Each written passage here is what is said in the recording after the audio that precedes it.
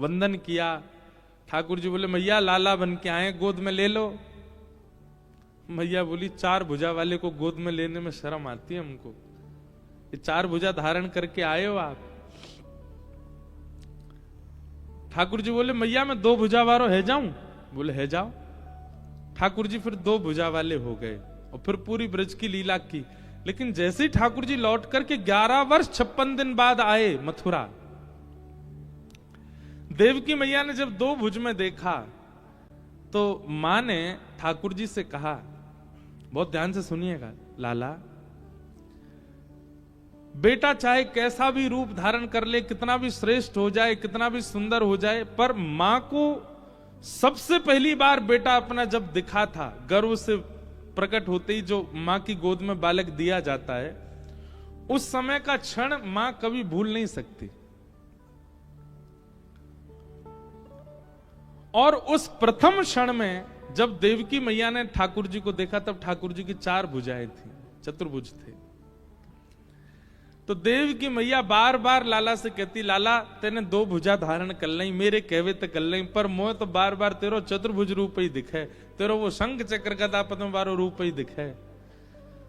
तो ब्रज से आते ही देवकी मैया के पास व्यवस्थित होते ही ठाकुर जी ने ऐसा नियम बना लिया कि जब जब देवकी मैया के सामने हैं ठाकुर जी चतुर्भुज रूप में ही रहते हैं, क्योंकि देवकी के गर्व से प्रकट हुए लाला चतुर्भुज रूपधारी। इसलिए मथुरा की आगे की लीलाओं में और द्वारिका लीला में ठाकुर जी चतुर्भुज रूप में विराजमान है। ये देवकी नंदन ठाकुर जी हैं। कौन से? देवकी नंदन, ये देवकी के लाला है। और द्वारिका की एक विशेषता बताएं, द्वारिका में सब चतुर्भुज हैं। द्वारिका में ठाकुर जी चतुर्भुज, बलराम जी चतुर्भुज, सामने देवकी मैया वो चतुर्भुज, वसुदेव जी चतुर्भुज, रुक्मणी चतुर्भुज, जाम्बती चतुर्भुज। यहां जो भी है, आप पूरे मंदिर में जितनी आकृति बनी है, कोई 2 भुजा में नहीं मिलेगा आपको, सब चतुर्भुज है, सबकी 4 भुजाएं हैं। अरे हमारी श्री जी श्री राधा रानी का भी जो यहां स्वरूप है ना, वो भी चतुर्भुज है। क्यों? क्योंकि द्वारिका भू वैकुंठ है। क्या है? भू वैकुंठ। ये वैकुंठ ही है, ये पृथ्वी का हिस्सा नहीं है, ये वैकुंठ ही है। हमें और आपको देखे, कई हो सकता है पढ़े लिखों को ये बात अटपटी लगे, लेकिन ये वास्तविक है।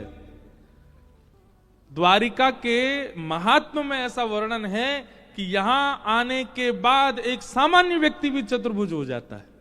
हमारी भी चतुर्भुज होंगे, हमको दिखता नहीं है। इस समय हम भी चतुर्भुज होकर के भ्रमण कर रहे हैं, सब चतुर्भुज रूप में विद्यमान है।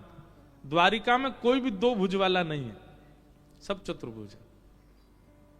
यत्र प्रविष्टो सकलोपि जंतु आनंद सच्चित घनताम उपैति। यहां प्रविष्ट होने के बाद हम मानवों की बात करते हैं, अरे यहां पर छोटी सी चैंटी भी, चैंटी तो वैसे होती चतुर्भुज ही होती है, वो तो उसकी तो 4 भुजाई होती है, अष्टभुज हो जाती होगी। यहां पर गोमती सागर में निवास करने वाली मछलियां भी चतुर्भुज हैं। यहां पर आने वाले जो पशु पक्षी जीव हैं, कैसे भी द्वारिका में प्रवेश कर जाते हैं, सब चतुर्भुज हो जाते हैं। क्यों? क्योंकि ये वैकुंठ है, वैकुंठ में सब चतुर्भुज है, सबके चित्त में लक्ष्मी है और सब उनकी रक्षा के भाव से चतुर्भुज रूप धारण कर लेते हैं। हमारे अनुभव की बात नहीं, हमें दिख नहीं रहा है, पर हम सब चतुर्भुज हैं इस समय। क्यों? ये द्वारिका की महिमा है। ऐसे द्वारिका में चक्र के धरण हार, गरुण के असवार, नंद के कुमार, मेरो संकट निवारो। ऐसे ठाकुर जी के चरण सन्निधि में हम सब आए हैं और यहां आकर के चतुर्भुज ठाकुर जी को चतुर्भुज बनकर के चतुर्भुज व्यास जी से ही कथा सुन रहे हैं। आप सब भी चतुर्भुज भाव में ही हो, ऐसा भाव है। कल हमने महात्म के 1 श्लोक 2 श्लोकों की चर्चा की थी मात्र। प्रथम दिन था कथा का, आज द्वितीय दिन से प्रथम स्कंद से हम लोग कथा का प्रारंभ करेंगे। और हम थोड़े द्वारिका लीला में प्रवेश करते रहेंगे बीच बीच में, इसलिए उसके लिए क्षमा तो क्या मांगे, क्षमा थोड़ी मांग, कोई गलत थोड़ी कर रहे हैं, हम अच्छा ही कर रहे हैं कि हम द्वारिका लीला सुनाएंगे। तो बीच बीच में द्वारिकाधीश जी के भाव और यहाँ के भक्तों के चरित्र और जो भी भाव आएंगे सबको कहने का प्रयास करेंगे। आइए प्रथम स्कंद में प्रवेश करें। एक बात याद रखिएगा बंधु, हम बहुत श्रमित हैं, इसलिए हम ज्यादा मिल नहीं रहे किसी से, और ये पिछले 2 कथाओं से ऐसे ही चल रहा है। और बाकी का समय हम दर्शन में और अपने अध्ययन सेवा में व्यतीत कर देते हैं, तो मिलने का समय बहुत कम हो पाता है। आप लोगों के जो भी संशय हैं आप वो मंच पे हमको भेज दिया कीजिए, हमारे आने से पहले लिख के दे दिया कीजिए। आपका कोई आध्यात्मिक प्रश्न है तो भी, द्वारिका के संबंध का कोई प्रश्न है तो भी, और अपने सामान्य भागवत चर्चा का कोई प्रश्न है तो भी आप हमको मंच पे ही दे दो। आज भी एक प्रश्न आया, इसीलिए हमने सबको कहा कि संशय में मत रहिएगा, जिज्ञासा कीजिए, अपने प्रश्न का उत्तर ले लिया कीजिए। और एक और बात, प्रश्न कैसा होना चाहिए, पूछने वाले को भी समाधान के रूप में शांति का अनुभव हो, बताने वाले को भी शांति का अनुभव हो, और जो केवल खाली बैठ के सुन रहे हैं उनको भी शांति का अनुभव। प्रश्न ऐसा होना चाहिए। ये प्रश्न मत कर देना सुदामा जी के दादाजी कौन थे, इससे ना तो पूछने वाले को कुछ मिला ना बताने वाले को कुछ मिला। बैठने वाले बोले हर बढ़िया टाइम पास हो रहा है, महाराज जी भी कहीं का कहीं ढूंढ के ला रहे हैं। राम जी की दादी कौन थी, क्या करना है इससे। वो प्रश्न कीजिए जो आपके जीवन का उपयोगी हो और आध्यात्म के प्रति या ठाकुर जी के प्रति आपको और समीप ले जाता हो, ऐसा प्रश्न कीजिएगा, ऐसी जिज्ञासा कीजिएगा। आज एक बड़ा सामान्य प्रश्न है, लगभग सब पूछते हैं इसको, मन भटक रहा है तो उसे श्री ठाकुर जी की ओर कैसे ले जाया जाए, केंद्रित कैसे किया जाए। मन का काम है भटकना, क्या है, मन का काम है, मन का स्वभाव है। जैसे हम मानवों का स्वभाव है भूख लगना, हम मानवों का स्वभाव है प्यास लगना, हम मानवों का स्वभाव है प्रेम उमड़ना, दया आना, क्रोध आना। ऐसे ही मन का स्वभाव है भटकना, वो भटकता ही है। हां, उस मन की रुचि आपने कहां ज्यादा बना रखी है वो आपके ऊपर निर्भर करता है। अगर वो रुचि कहीं ना कहीं ठाकुर जी के संबंध की आपने मन को दे रखी है तो मन आपका वहां ना भटक के यहां भटक। मीराबाई का भी तो भटक रहा था, पर मीराबाई का कहां भटक रहा था, वृंदावन में। तुकाराम जी का भी तो भटक रहा था, पर इनका मन कहां भटक रहा था, विट्ठल के इर्द गिर्द। रामदास बोढ़ाना नाम सुना, सुनाएंगे, रामदास बोढ़ाना। डाकोर जी का नाम सुना, डाकोर जी, यहीं गुजरात में अहमदाबाद के पास में श्री डाकोर जी रणछोड़ राय भगवान का मंदिर है। वहां एक परम वैष्णव भक्त हुए, उनका नाम था रामदास बोढ़ाना।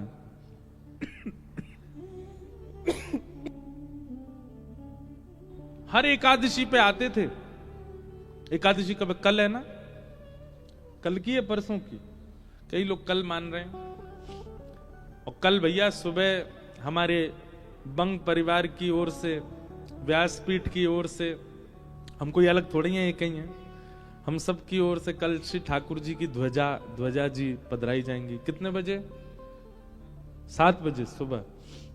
कल सुबह भोर होते ही ठाकुर जी हम लोगों को देखेंगे। वाह, दुनिया उठते ही ठाकुर जी को देखती है, कल ठाकुर जी उठते ही हम लोगों को देखेंगे, क्योंकि पहली ध्वजा यहीं से ठाकुर जी को पधराई जाएगी। तो रामदास बोढ़ाना, पहले हम अपनी बात पूरी कर दें। मन किसका नहीं भटक रहा, सबका भटक रहा है। गोस्वामी तुलसीदास जी का भटक रहा था, पर कहां भटक रहा था, राम जी में। तुकाराम जी का विट्ठल में, मीराबाई का गिरधर में, और हमारा संसार में, हमारा बड़ा पाव में, हमारा मिसल पाव में, अब यही बोलूंगा मंच से, और चीजें तो बोलूंगा नहीं कि कहां कहां भटक रहा है। बहुत जगह भटकता है।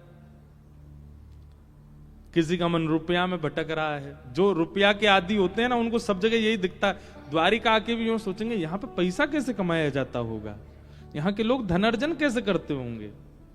उसका मन वहीं भटक रहा है। कई लोगों का मन जो है वो प्रॉपर्टी डीलर ही बने रहते हैं। वो आके जहां पहुंचेंगे वहीं के दाम पूछेंगे, यहाँ की प्रॉपर्टी के दाम क्या हैं। अच्छा इतने में मिलता है, बोले हाँ। कामी लोग जो है वो सब जगह काम ही देखते रहते हैं। लोभी लोग सब जगह लोभ देखते हैं। मन सबका भटक रहा है, भक्तों का भी भटका है। पर हां, भटका कहां? भटकने का मतलब क्या होता है? विचरना। विचरने को ही भटकना कहते हैं। हमारे ब्रज में भटकना का मतलब एक और होता है, फूटना। जैसे पुराने ब्रज के लोग होंगे ना, वो क्या कहते हैं, भटकना भटकाए रोए। अब ये ब्रज भाषा का शब्द है, इसका अर्थ क्या हुआ? पटाखे फोड़ रहा है। तो पटाखे फोड़ने को क्या बोलेंगे ब्रज में? भटकना भटकाए रोए।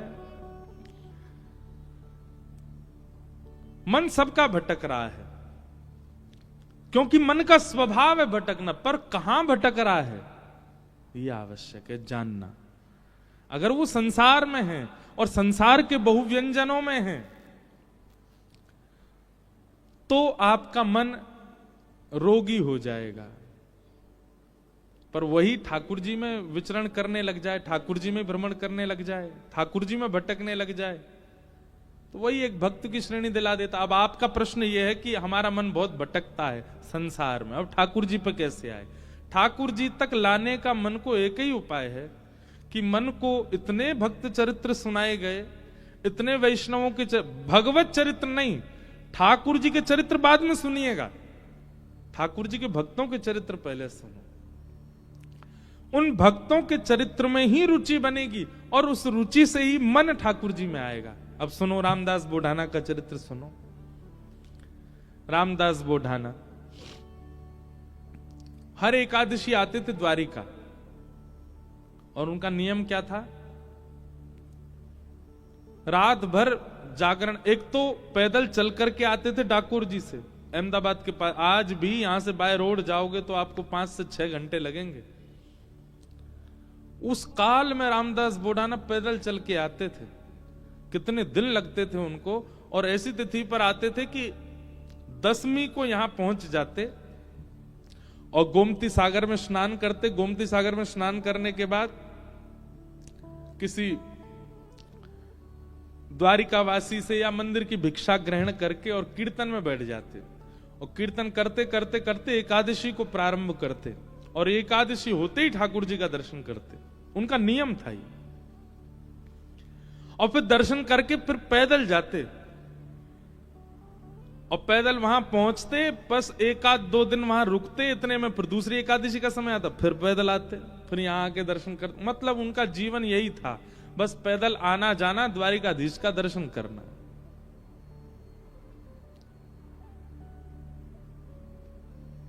अच्छा, कई बार ऐसा होता है बंधुओं कि किसी वैष्णव भक्त के नियम को देख करके हमको लगता है यार ये इतना कठिन कैसे कर रहा है, पर नहीं। जब तत्परता और उत्साह अधिक मात्रा में किसी वस्तु की प्राप्ति का होता है तो फिर पीड़ा नहीं होती।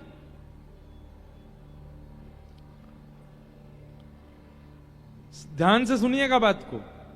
जब तत्परता, उत्साह, एक्साइटमेंट किसी वस्तु की प्राप्ति का होता है तो फिर उसमें पीड़ा नहीं होती। किसी लड़का को कोई लड़की पसंद आ जाए तो फिर उसके लिए चाहे जो करना पड़े उसको पीड़ा नहीं होती। फिर नस काट लेगो हाथ की, हॉस्पिटलाइज्ड रह जाएगो बेचारो, रात भर भोजन नहीं करेगा, दुख भरे गाने सुनता रहेगा। हमने भी दर्शन किए कई आशिकों के। लोगों को लगता है कितनी पीड़ा में, उसको पीड़ा नहीं है, वो बहुत प्रसन्न है। ऐसे ही पड़े रहने दो, अरिजीत सिंह के गाने चलने दो भाई, रोने दो थोड़ा मुझको। हमको लगता कितनी पीड़ा में, वो पीड़ा में नहीं है। वो अपने किसी प्रियतमा को प्राप्त करने के लिए उस मार्ग पर चल पड़ा है कि अब उसको भोजन मत दो आप। 2-2 दिन बिना भोजन के रह लेगा, भूखे ही नहीं लगी है। क्यों? प्रेम सवार हो गया चित्त पर, प्राप्त करना उसको। और फिर उससे ब्याह करा दो, 1-1.5 साल बाद फिर भोजन नहीं कर रहा है। क्यों नहीं कर रहा है? कहा बताऊं, अब तो ऐसा मन हो रहा है वैराग्य ले लूं, मैं विरक्त हो जाऊं। अब मेरे भोजन सब रुचि मेरी उठ चुकी है।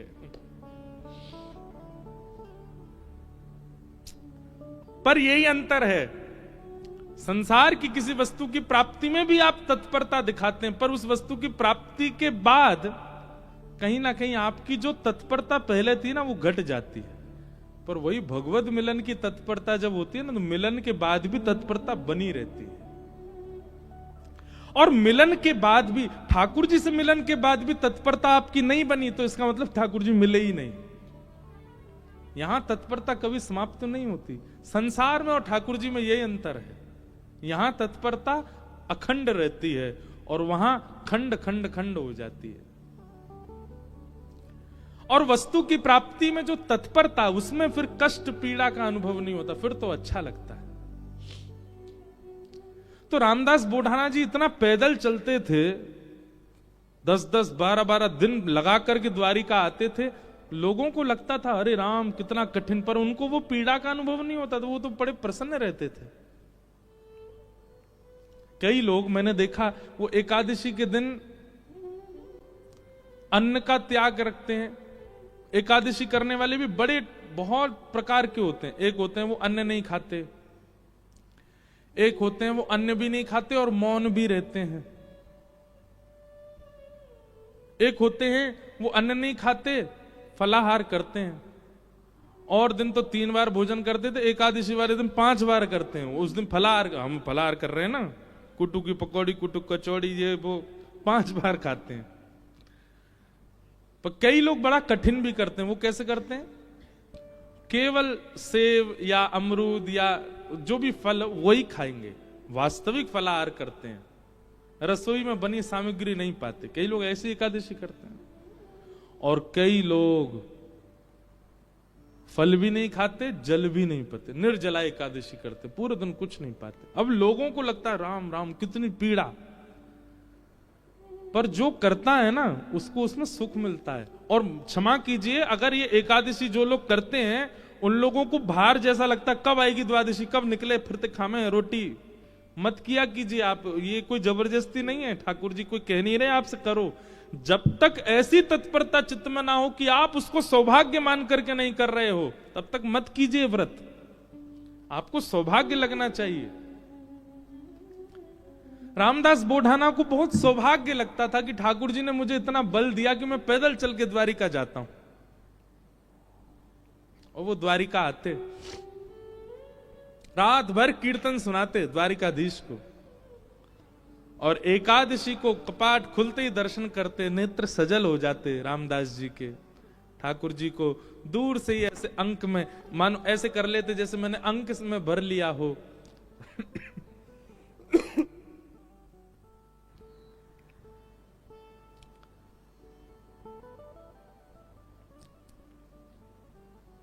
ठाकुर जी दया आ गई एक दिन, और रामदास बोढ़ाना से ठाकुर जी बात करने लगे। उनके स्वप्न में या उनके चिंतन में ठाकुर जी प्रकट हो गए और द्वारिकाधीश बोले, ए रामदास तुम इतना परिश्रम करके मत आया करो। रामदास बोढ़ाना बोले, मुझे तो बहुत अच्छा लगता है, आपको क्यों पीड़ा हो रही? बोले, तुमको अच्छा लगता पर मुझे लग रहा है कि तुमको पीड़ा होती है, और उस पीड़ा से मुझे पीड़ा होती है। भक्त भक्ति भगवंत गुरु चतुर नाम बपु एक। जब व्यक्ति भक्ति करते करते करते करते करते करते उसकी चरम स्थिति में आ जाता है ना, तो फिर उसको मिलने वाली पीड़ा ठाकुर जी को भी अनुभव होने लगती है, उसको मिलने वाला सुख ठाकुर जी को भी अनुभव होने लगता है, उसको मिलने वाला प्रसाद ठाकुर जी पा लेते हैं। संसार में केवल कहा जाता है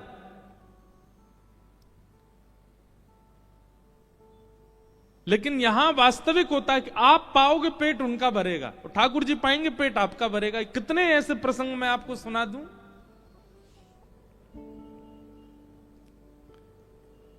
हमारे राधा कुंड में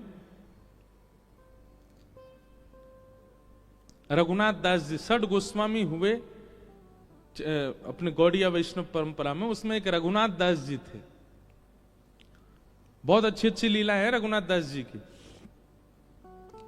तो रघुनाथ दास जी का नियम था केवल फलाहार करते थे।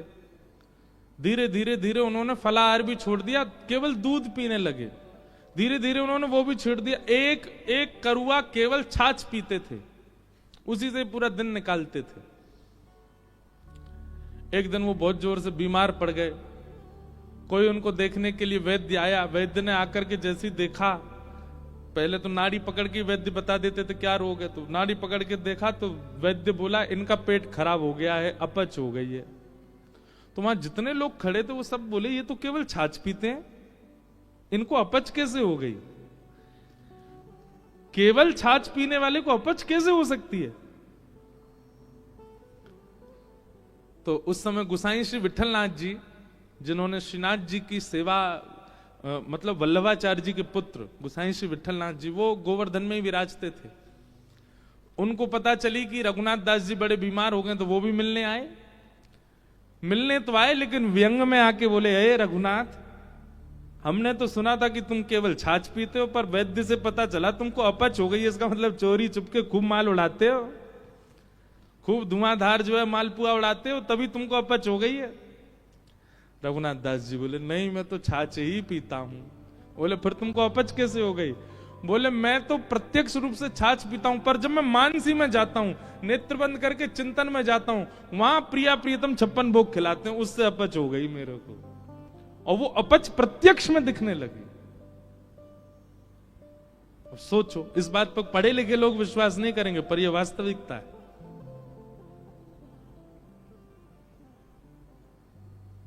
वो प्रत्यक्ष में नहीं पा रहे हैं, पर अप्रत्यक्षानुभूति, वो नेत्र बंद करके जब अपने मानसी भाव में जाते हैं, वहां ठाकुर जी उनको बढ़िया लड्डू पवाते हैं, पूड़ी पवाते हैं, रबड़ी पवाते हैं।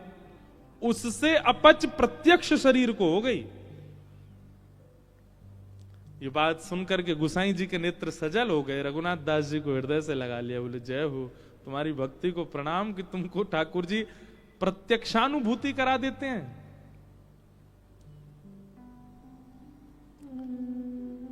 रामदास बोढ़ाना ठाकुर जी से बोले भगवान मुझे पीड़ा नहीं है, मुझे बहुत सुख मिलता है। भगवान बोले तुमको पीड़ा नहीं, पर तुम्हारी पीड़ा हमको लगती है, इसलिए तुम मत आया करो। रामदास बोढ़ाना बोले इससे बढ़िया तो मेरे प्राण चले जाएं, मैं आपको देखे बगैर नहीं रह सकता। अगली एकादशी पर आप मेरे सामने नहीं होंगे तो मेरे तो प्राण ही चले जाएंगे। भगवान बोले काम करें। बोले क्या?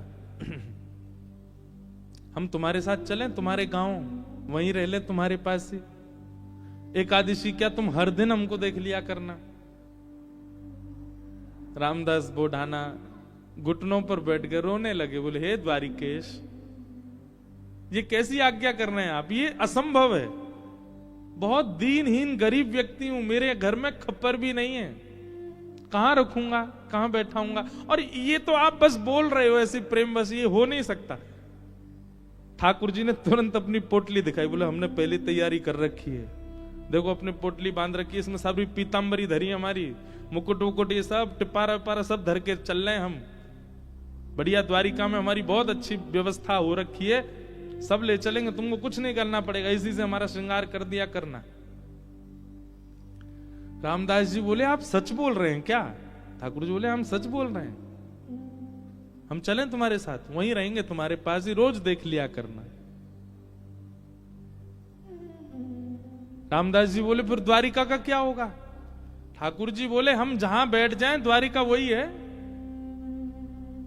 और रही बात, जब एक साथ हम 5 रूप धारण, हजारों रूप धारण कर सकते हैं, तो 2 रूप भी धारण कर लेंगे। आज तक तुमने एकादशी जिस रूप को देख करके की है, वो रूप तुम्हारे पास रहेगा, यहां एक दूसरा व्यवस्थित हो जाएगा। रामदास जी को पूरी तरह ये विश्वास हो गया कि ठाकुर जी मजाक नहीं कर रहे, ये सच बोल रहे हैं, ये चलेंगे मेरे संग।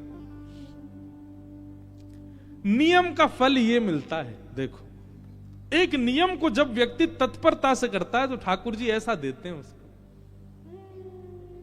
कई लोग कह देते हैं एकादशी पर भूखे रहने से भगवान को कोई, इससे थोड़ी प्रसन्न होंगे भगवान। ठाकुर जी प्रसन्न नहीं होते हैं, पर आपकी तत्परता ठाकुर जी देखते हैं। आजकल बच्चे ऑफिस जाते हैं, ऑफिस का टाइम क्या 9 बजे, अब कोई आवे 9:30, कोई आवे कोई आवे 9:45। अब उसको सब लोग, जो टाइम पे आने वाला बच्चा उसकी सब मजाक उड़ाते हैं, बोले तू भी क्या पागल है, 9 ही बजे आ जाता है बिल्कुल। अरे सैलरी ले रहे हैं, मेहनत करनी है, ठीक है, टाइमली, ठीक है, थोड़ा आधा पौना घंटा ऊपर नीचे चलेगा, लेकिन वो बालक कहता नहीं, ये मेरी तत्परता, मैं 9 बजे ही आऊंगा। और वो 9 बजे आने वाला बालक, वो कभी ना कभी उसका जो बॉस होता है ना, वो खुश होकर के कुछ तो उसको देता है, उसको थोड़ा अपग्रेड कर देता है। सिंसियरिटी आपके कार्य के प्रति आपका स्वामी देखता है। ऐसी भक्ति में भी सिंसियर होना बहुत जरूरी है। होता उससे कोई ठाकुर जी बहुत प्रसन्न नहीं, पर हां ठाकुर जी दृष्टि तो रखते हैं। परिक्रमा लगा रहा है, कैसे लगा रहा है, एकादशी कर रहा है, कर कैसे रहा है, तिलक स्वरूप करता है, उस समय क्या उच्चारण करता है, मंदिर जाता है, प्रसाद कैसे पाता है, दर्शन कैसे करता है, इन सबके प्रति जो आपकी सिंसियरिटी, वो ठाकुर जी देखते हैं। रामदास को ठाकुर जी बोले अब तो तुम जाओ, अगली बार बैलगाड़ी लेके आना। कैसे लेके जाओगे हमको? बैलगाड़ी में तुम्हारी में चलेंगे। रामदास जी चले गए, बैलगाड़ी ढूंढी, कहीं बैलगाड़ी नहीं मिली, बूढ़े बूढ़े बैल मिले, छोटी सी टूटी फूटी सी बैलगाड़ी मिली। रामदास जी बैलगाड़ी लेके द्वारिका आ गए। द्वारिका आए, आज सब लोग बोले क्यों रे भाई रामदास, अब तो तुम बैलगाड़ी में आने लग गए। रामदास जी बोले अब वयोवृद्ध हो गए ना, तो अब चला हो नहीं पाता, तो बैलगाड़ी से आए। बोले बहुत अच्छा। रामदास जी आए, प्रसाद आदि, गोमती सागर में स्नान किया, प्रसाद पाके रात में कीर्तन करने लगे। सब चले गए, रामदास जी कीर्तन कर रहे थे। अचानक से एक कपाट खुला ठाकुर जी का। अभी तक तो ठाकुर जी चिंतन में बात कर रहे थे रामदास से, पर रामदास जी ने नेत्र खोल करके देखा तो स्वयं द्वारिकाधीश अपनी एक भुजा में तो पोटली उठा रखी है और एक भुजा से किवाड़ खोल रहे हैं, और 2 भुजाओं से बढ़िया संग चक्र आदि सब समेट रखे हैं। ठाकुर जी ने मुकुट उकुट सब भर रखे हैं। और रामदास बोले कहां तेरी बैलगाड़ी, जल्दी बता चलें। जैसे कोई भागता है घर छोड़ के, ऐसे ठाकुर जी भाग रहे थे। आज भी मंदिर दर्शन करने जाओ आप, तो द्वारिकाधीश जी की जब परिक्रमा करेंगे तो पीछे ही रामदास बोढ़ानाथ जहां से जिस खिड़की से ले गए ठाकुर जी को, वो खिड़की है अभी भी मंदिर में। ठाकुर जी निकल के बाहर आ गए। चलो, रामदास जी को तो विश्वास ही नहीं हो रहा है, स्वयं द्वारिकाधीश मेरे साथ जा रहे हैं। चतुर्भुज हैं, बढ़िया चल रहे हैं, पीतांबरी पहन की, चंदन की सुगंधी आ रही है, केसर जैसा पूरा माहौल आच्छादित हो गया उससे। ठाकुर जी जैसे ही गए, रामदास जी बोले भगवान टूटी फूटी बैलगाड़ी है, बैठ जाओ। ठाकुर जी ने जैसी बैलगाड़ी देखी, ए रामदास, त्रिलोकी का भार लेकर के मैं इन पे बैठा, तेरे बैल तो दब जाएंगे नीचे। भगवान अब क्या करें, यही व्यवस्था मिली थी। इतना सीधा, इतना भोला रामदास। ठाकुर जी बोले काम कर, तू बैठ, हम चलाते हैं बैलगाड़ी। रामदास जी बोले ऐसा मत करो नाथ, मैं ही चला दूंगा। नहीं नहीं, ये तो हमारे अभ्यास की वस्तु है। अर्जुन के खूब हमने रथ हांके हैं, बहुत दिनों बाद बैलगाड़ी मिली, चलो हांके थोड़ा इसको। और रामदास पीछे बैठे हैं और ठाकुर जी आगे पैर लटका के बैठे और बैलगाड़ी चला रहे हैं। ठाकुर जी के स्पर्श होते ही बैलगाड़ी तो बिल्कुल नवीन हो गई, बैल बिल्कुल युवान हो गए। यहां मंगला का समय हो रहा था, सूर्य उदय हो रहे थे धीरे धीरे। ठाकुर जी बोले रामदास, इस सुबह होते ही सब पंडा पुजारी भागेंगे, ढूंढेंगे, देखेंगे मंदिर में तो मैं हूं नहीं, सब आ जाएंगे। ये हमको बीच रास्ता में ही पकड़ लेंगे। तभी थोड़ी दूर ही पहुंचे थे, वहां एक बाबरी थी, एक सरोवर था। ठाकुर जी ने कही तुम हमको नीचे छुपा दो ताकि कोई हमको ढूंढ ना पाए, क्योंकि ढूंढने वाले तो आएंगे और जब ढूंढ हार के चले जाएं, कुछ ना मिले, फिर हमको दोबारा लेके फिर चल देना आगे। रामदास जी मनी मन इतने प्रसन्न हो रहे हैं, बोले ठाकुर जी आपको क्या पड़ी है जाने की मेरे साथ? अरे मैं तो मना कर चुका हूं 5 बार कि ठाकुर जी आप यहीं रह लो, पर नहीं, उन्हीं की इच्छा है जाने की। जब मन ऐसा भटकता है ना ठाकुर जी में, तब ठाकुर जी ऐसा करते हैं, आपके मना करने पे भी चल देंगे आपके साथ। हमारे लाल जी, गिरधर लाल जी,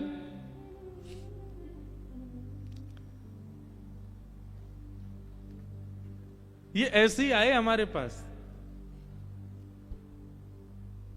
जब प्राप्त हुए थे ना, तो एक बार मैंने तो, अब बोलने में अटपटा लगता है, पर एक बार मैंने तो यही कहा कि मुझे तो श्रृंगार आता नहीं, मुझे सेवा आती नहीं, कैसे करूंगा, कैसे संभालूंगा, कैसे इनकी नथ बेसर धराऊंगा, कैसे इनके नेत्र श्रृंगार, कैसे मुकुट पाक कैसे बनाऊंगा।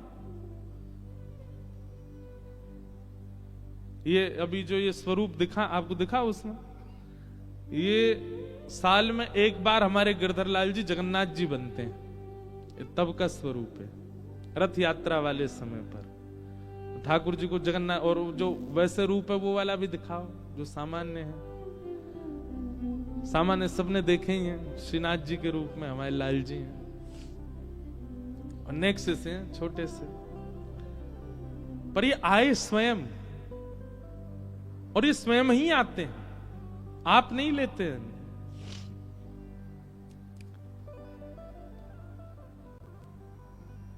रामदास नीचे बावरी में ले जाकर के द्वारिकाधीश जी को छुपा दिया। पीछे से सब पुजारी दौड़े दौड़े आए, देखा तो रामदास जी धीमे धीमे अपनी बैलगाड़ी चला रहे हैं। सबने रोक लिया, बोले ए रुको, तुम ही थे रात भर मंदिर में, ठाकुर जी कहां गए हमारे? रामदास जी बोले मुझे तो नहीं पता, दिखाओ। सब देखा, बैलगाड़ी में कुछ नहीं। तभी एक बैलगाड़ी के छोड़ पर ठाकुर जी की पीतांबरी का एक भाग चिरा हुआ, फट के इरज गया। अच्छा, ये सब लीला भी ठाकुर जी जानबूझ के ही करते हैं, क्योंकि कहीं ना कहीं कुछ ना कुछ ठाकुर जी को दूसरों को संकेत कराना है। ठाकुर जी की पीतांबरी का वो अंग वस्त्र जैसे ही मिला, सब लोगों ने रामदास जी को पकड़ लिया, बोले ठाकुर जी तेरे संग ही हैं, तभी तो ये चीरा फटा हुआ है यहां पर, कहां है जल्दी बता। उन्होंने मना किया तो सबने उनको मारना शुरू कर दिया, इतना मारा, इतना मारा, इतना पीटा, बेचारे अधमरे से हो गए। बस श्वास चल रही है, बाकी तो नेत्र बंद हो गए, सुध बुध चली गई, गिर गए धरती पर। पुजारियों ने देखा, बोले ये तो अधमरा हो गया, ठाकुर जी कहां हैं, ढूंढो। पास ही सरोवर था, उस बावरी में जाकर के जैसे ही देखा तो बावरी का जो जल था वो रक्त मंडित हो गया, पूरा जल रक्त से भर गया। देख करके सब लोग घबरा गए, सारे ब्राह्मण बोले ये जल इसका कैसे हो गया, ये जल आ कहां से, ये रक्त आ कहां से रहा है। दौड़ करके जाके देखा तो एक जगह ठाकुर जी विराजमान थे, और जहां जहां रामदास जी को डंडे मारे गए, वहां वहां श्री द्वारिकाधीश जी के श्री अंग पर भी डंडे के निशान, और हर स्थान से रक्त निकल रहा था।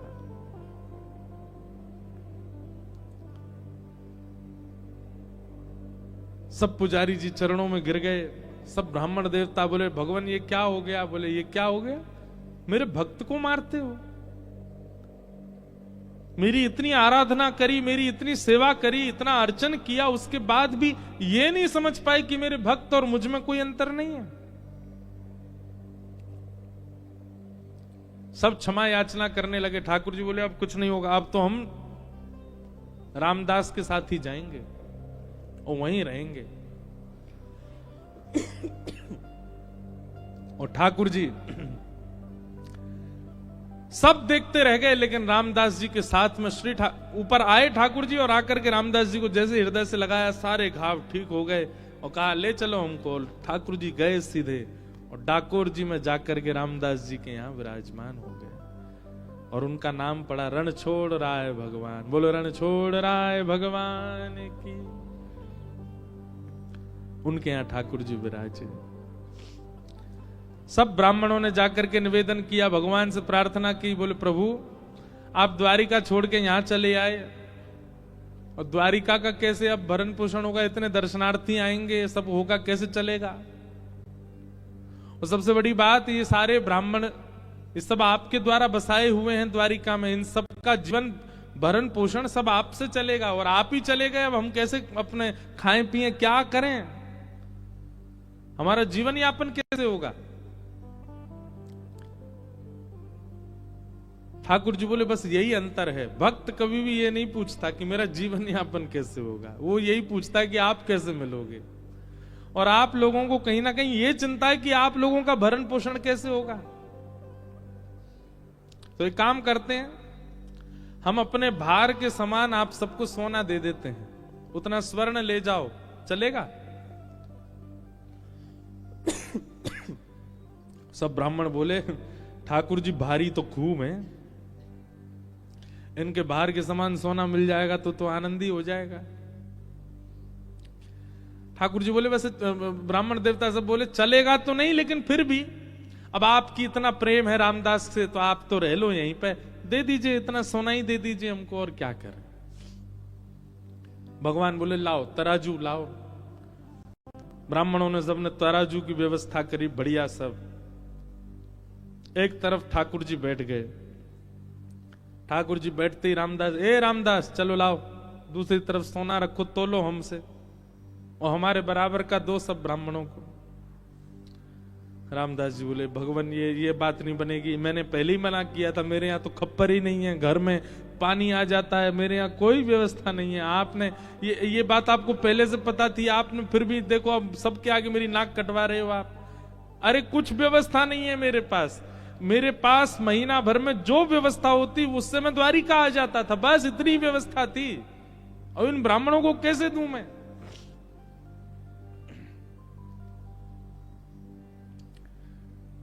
ठाकुर जी बोले तुम्हारी गृहिणी के कान में एक बाली है स्वर्ण की, वो लेके आओ, उससे हमको तोल दो। रामदास जी बोले बाली से तोलना? बोले हाँ उसी से तोलो, अभी हम चमत्कार दिखाते हैं। रामदास जी गए, अपनी पत्नी के कान से बाली निकलवा के लिए आए, और जैसे ही रखा तराजू में तो वो तो नीचे चली गई, ठाकुर जी ऊपर आ गए, बिल्कुल लटक गए ऊपर ही। सब ब्राह्मणों से बोले लीजिए, हमने तो कही थी बराबर का सोना, ये हमसे ज्यादा है, देखो हम ऊपर चले गए, ले जाओ इसको।